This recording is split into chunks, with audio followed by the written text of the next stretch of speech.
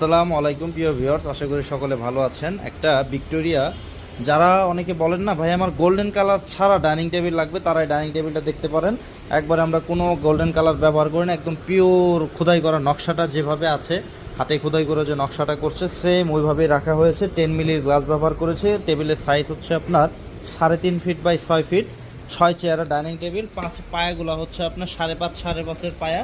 হাইসারতে যে কাঠটা ব্যবহার করছে এটা পাকা 1 ইঞ্চি, এটা হচ্ছে 1.5 ইঞ্চি। তবে 1.5 ইঞ্চি হলে এখানে টোটাল 1.5 ইঞ্চি না, এখানে আছে পাকা 1। এই যে দেখতে পাচ্ছেন এটা হচ্ছে অরিজিনাল থিকনেস পাকা 1।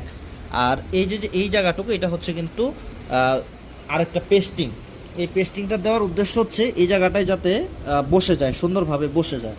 তো আশা করি আপনারা বুঝতে পারবেন না, কারণ একটা জিনিস আপনারা কিনবেন তো রেগুলার কিনবেন না, একটা জিনিস বুঝাই দিলে জিনিসটা কিনেও শান্তি পাবেন। এই হচ্ছে চেয়ারটা, চেয়ারের টপের কাজটা দেখেন। আর চেয়ারটা নর্মালি যে চেয়ারটা হয় এটা